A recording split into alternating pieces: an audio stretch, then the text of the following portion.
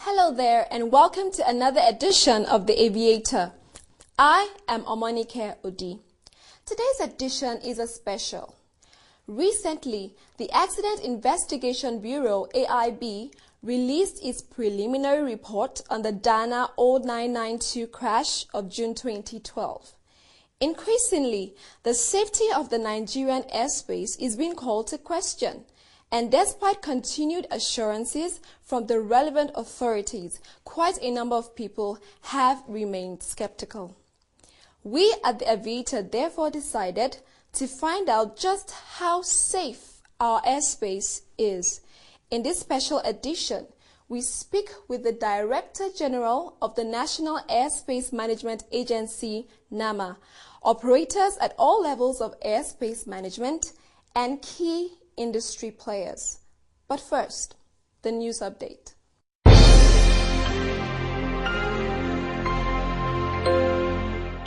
The Nigeria Senate has confirmed the appointment of Mr. Fola Akinkotu as the new Director General of the Nigerian Civil Aviation Authority, NCAA, a key aviation regulatory agency.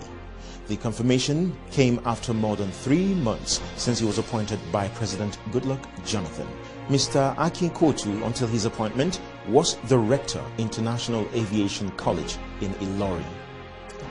In a bid to improve on air safety in the Nigerian airspace, one of Nigeria's leading airlines, Arik Air, has stressed the need to improve on safety and quality service. This is coming at the heels of growing concerns by air passengers on the safety of the Nigerian airspace. The airline has reaffirmed the meticulous attention it gives in the maintenance of its aircraft without cutting corners. This is done according to international standards through a partnership with Lufthansa Airlines to maintain its aircraft. In a recent interview with a tabloid, Sir Joseph Arumeni Ihide Johnson, the company's founder and chairman, further said the airline is building a maintenance facility that meets international standards. In a similar development to further boost aviation safety and quality, an American company, Flight Sources International, is partnering with Nigeria's Avon Heli Systems West Africa Limited to establish a helicopter and aircraft maintenance hangar in Nigeria. The proposed hangar will be an extension of the Americas company's current hangar in Florida. The two firms are also including in their feasibility studies plans to establish helicopter charter businesses also in the country. The Managing Director of the Federal Airport Authority of Nigeria, FAN, Mr. George Oriasi, has told the news agency of Nigeria, NAN, that Nigeria has recorded 11% air passenger rise in the year 2013 alone. This estimates about 8 million passengers.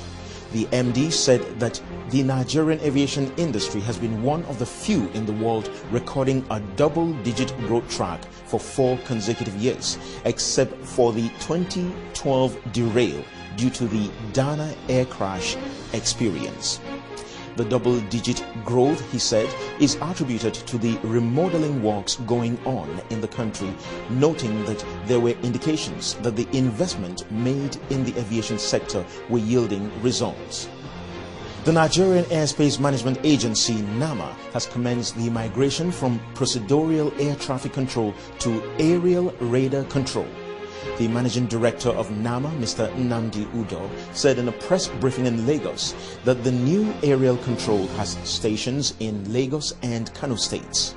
The seamless radar control is expected to save the airlines fuel and money, as well as reduce carbon emissions, as flying time should reduce after the migration. Meanwhile, the Managing Director said the agency had trained enough personnel to man the equipment and had signed a 5-year maintenance contract agreement with the manufacturers. That is all for the aviation news in this episode.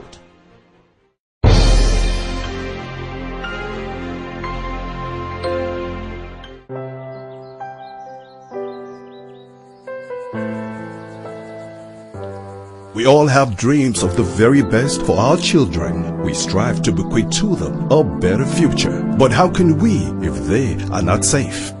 How can we if terror drives away investment and leaves our economy in shambles? How can we if our children cannot go to school for fear of terror? How can we if they can't play and interact freely without segregation?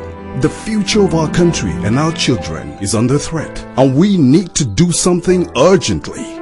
Speak up, say something against terrorism. Act now. This is a message from Neighbor to Neighbor Network.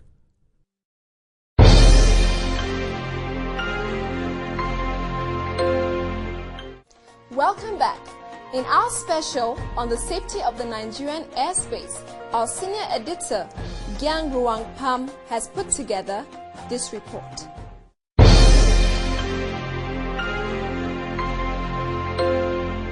One of the pertinent questions that continually surfaced at the recently held National Assembly Joint Committee public hearing on the aviation industry, and indeed lingered in the minds of many Nigerians, was, and still is Nigerian airspace safe? The aviator discovered that contrary to many a layman's apprehension about air travel lately, the Nigerian airspace is still one of the safest in the world. Safety is defined as a dynamic non-event.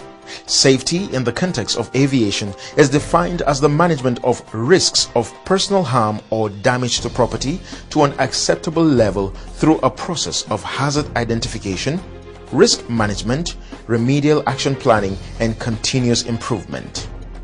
This acceptable level is usually determined by the regulatory authority. The Nigeria Airspace Management Agency, NAMA, is the government agency responsible for managing Nigeria's airspace and coordinating aeronautical search and rescue efforts should the need arise. The agency also manages the country's military and civil aviation in collaboration with the nation's Air Force. A regular day for this agency begins before the day's first flight, when the pilot prepares his flight schedule, which he submits to NAMA, which in turn scrutinizes, makes changes to fit the larger air movement schedule for the day, spanning not just local but international activities. The now approved schedule is returned to the pilot, who incorporates it into his work day. To commence his flight, the pilot must wait and be guided from the control tower by NAMA air traffic controllers, who will tell him if another plane is on approach, where to wait till the approaching plane clears, and when to taxi his plane onto the tarmac for takeoff. Once in the air, the pilot is in constant radio and radar communication with his takeoff control tower until he leaves that particular aerodrome, sector, or fly zone. Then he reconnects with the next sector. This process is repeated until he finally connects with his final destination aerodrome, which will guide him through approach, landing, and final stop at the airport. Air traffic control of any nation's airspace is a combination of three general elements. The first element is the basic set of flying rules that pilots follow in the air. These are much like the traffic rules that motorists must obey. The second is the multitude of electronic navigational systems and instruments that pilots use to remain on course. The third is made up of air traffic controllers and the computer systems that they use to track aircraft during takeoff, flight, and landing. These three elements work together to keep aircraft safely separated from each other while in the air, to avoid collision, and also to navigate them safely to their desired destinations. In Nigeria, the air traffic control system is in addition responsible for the managing of over 400 takeoffs and landings across the country every day. This totals over 132,000 takeoffs and landings in a year. Other countries provide their own air traffic control systems, which can differ widely in technology and sophistication depending on how rich they are and how much they are willing to invest into the safety of their citizens and fly zones. In Nigeria, NAMA has already started the process of modernizing its air traffic control systems and updating them with satellite tracking, as revealed by the agency's managing director, Mr. Nnamdi Nwafo Udo. These new satellite systems will improve safety by enhancing the tracking ability of air traffic controllers, pilots in the skies, and the entire chain of personnel involved in airspace management. Through membership in the International Civil Aviation Organization, ICAO, almost every nation has agreed to provide air traffic control services to aircraft operating within its borders.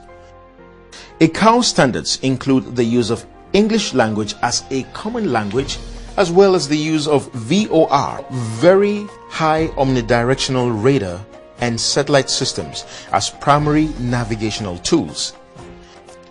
In Nigeria, a team of controllers led by the NAMA managing director manage the air traffic of each sector. NAMA currently operates many different air navigation and air traffic control systems, which include flight service stations, control towers, radar approach controls, and air route traffic control facilities. Nigeria currently has about 295 certified air traffic controllers, all busy at work, managing the nation's airspace. Reasonable distance between flying aircraft is pegged at 5 nautical miles, which gives them a comfortable time space of being 3 minutes apart. With the Goodluck Jonathan transformation program being tenaciously pursued by the aviation industry, and with safety as the watchword, a lot has already been put out there to achieve world-class safety both in the air and on the ground. This explains why the Nigerian Airspace Management Agency, NAMA, has been busy upgrading all of its work facilities, including human capacity building, to meet the target.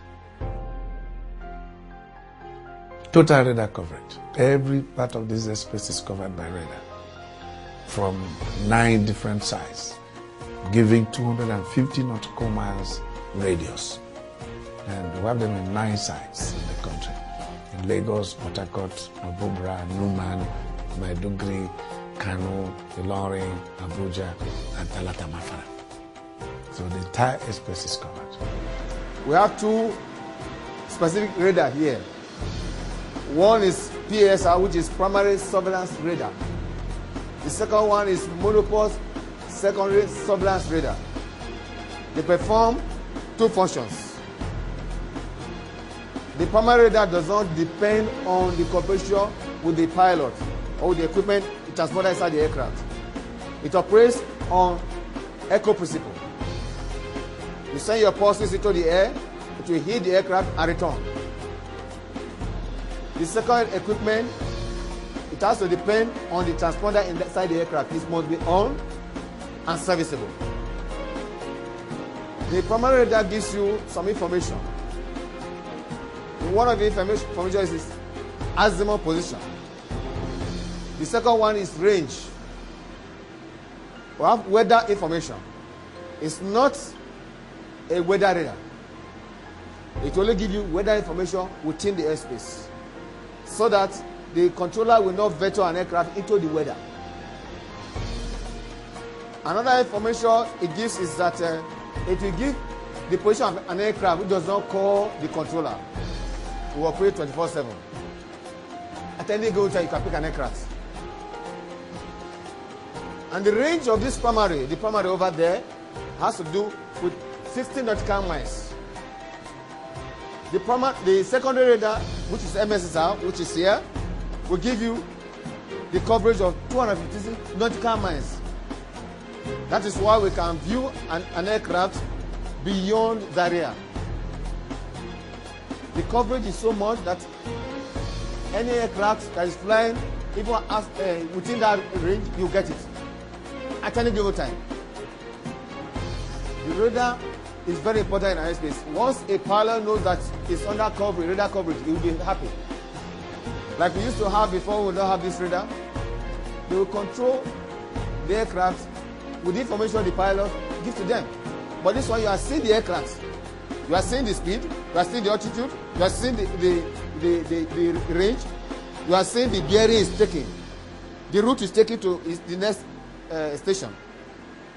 That's what this radar is all about. This is the radar itself, the heart of the system. Normally have dual system, dual installation. In case one fails, the other one will take over automatically. There's no blinking because they monitor each other. One is about to fail, the other one will take over immediately. They will check each other of failure, for failure information. So that's what we have here. We have a system today which is called performance-based air navigation system. There are 3 countries in Africa that is known to be on top: Egypt, South Africa, and Nigeria.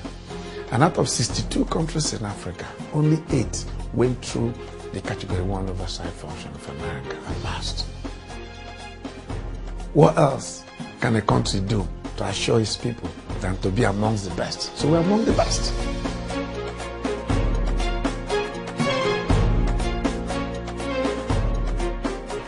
Everything about aviation is training and retraining. The Nigerian College of Aviation Technology is our, what will I call it, our main human resource development organization. But of course, for you to specialize, you have to do trainings in UK, in the United States, in Canada, in Singapore, everywhere. Where the best is. You have to train people for search and rescue, emergency response, area radar, research engineering, radar engineering, communication. It's a whole lot. So in almost every month of the year, you have somebody in Nama in one establishment in the world doing training. Zaria is like every month someone is there. And that's the only way to sustain our human resource to meet the challenges of the work. The CA in Nigeria has actually met standards far above countries in Africa. So we seem to be doing very well as far as that is concerned. One thing also that the CA will does is to make sure that they have the people who are qualified on the aircraft of the particular of those airlines in-house, so that they can make sure that they know what they're doing at any particular time. There's no point going to an airline and don't have your qualified people in place. So they do have all that, and they're keeping abreast of the progress that they're making. You cannot achieve aviation safety without accurate and timely weather information. 30 to 35% of aviation accidents and incidents worldwide are related to weather. And so weather is a single factor that plays an important part in ensuring safety of air navigation. So we do provide forecasts for the aviation industry. We have wind shear alert systems in 4 airports now, others are going on. If you go there, the sensors for the wind shear alert system are out there in the field all around the runway. So those sensors relay the parameters to the monitor in our forecast office. So you see everything on a console. So that same console that is in our forecast office is also duplicated inside the control tower. So at the time we came on board, there was no Doppler weather radar. And Doppler weather radar is one of the very useful equipment, very high-tech equipment for tracking of weather systems. There was none anywhere in the country. But presently, we have completed the Abuja weather radar. We have completed the Port Harcourt one. Civil works for the Yola and Maiduguri one are going on.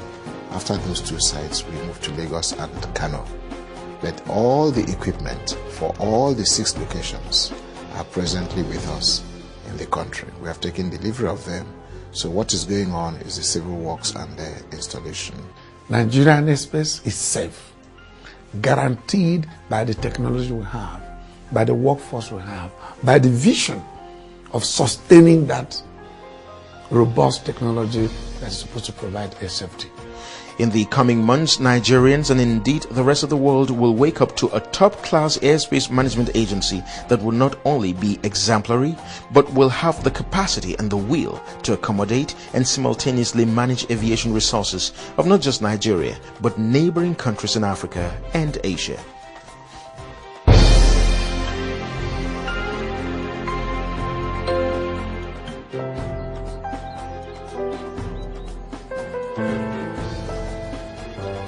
We all have dreams of the very best for our children. We strive to bequeath to them a better future. But how can we if they are not safe? How can we if terror drives away investment and leaves our economy in shambles? How can we if our children cannot go to school for fear of terror? How can we if they can't play and interact freely without segregation? The future of our country and our children is under threat, and we need to do something urgently. Speak up, say something against terrorism. Act now. This is a message from Neighbor to Neighbor Network.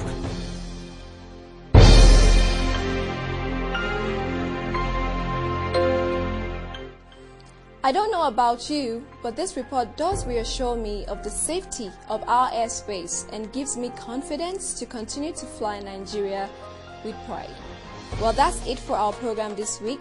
Until next time, I am Omonike Odi saying goodbye.